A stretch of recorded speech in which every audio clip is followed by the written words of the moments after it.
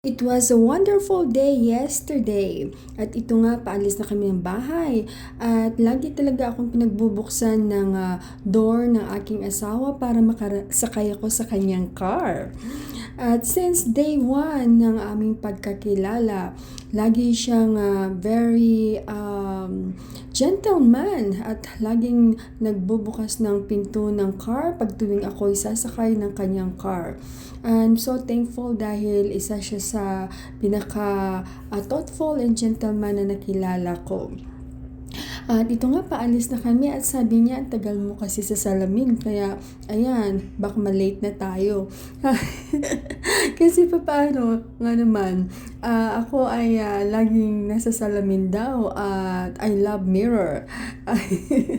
Ganun po talaga siguro kung girly ka kasi you love to watch yourself in the mirror at ito nga po, I'm glad na siya na lang palang hinihintay at para makapag-share siya ng Word of God at ito na nga po sa araw ng celebration of life ng aking kaibigan, ang kanyang asawa, ang kanyang husband.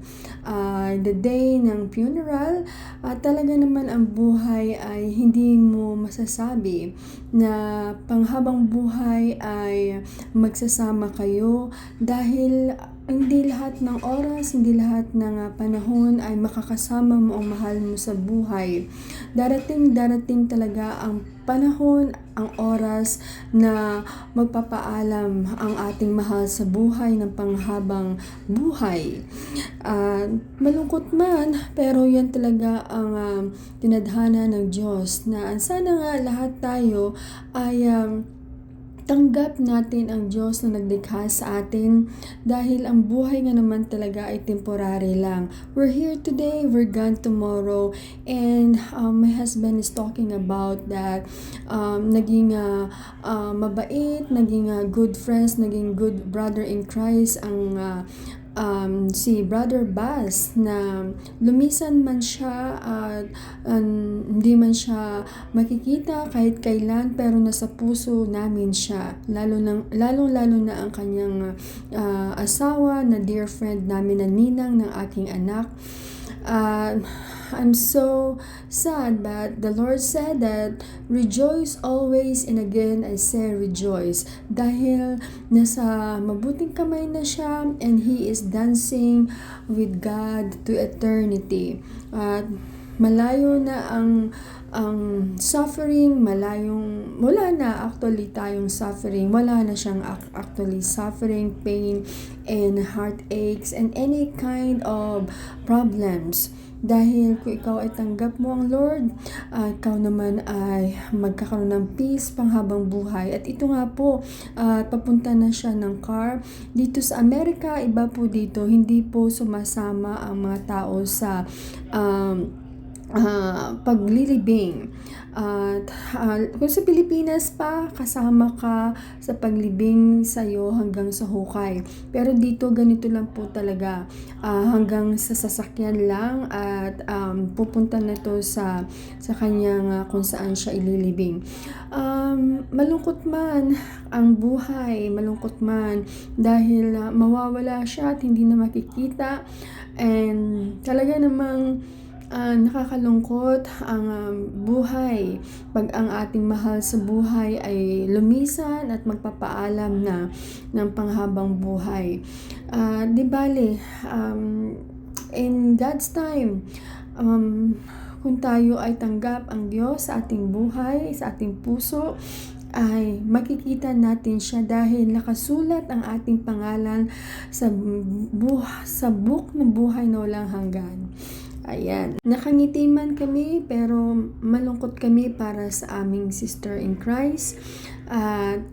Pero niisip na lang na dapat we have to be strong, we have to take courage. At ito nga po, papunta na kami doon kung saan kami manananghalian at magsiselebrate ng life ni Brother Bas.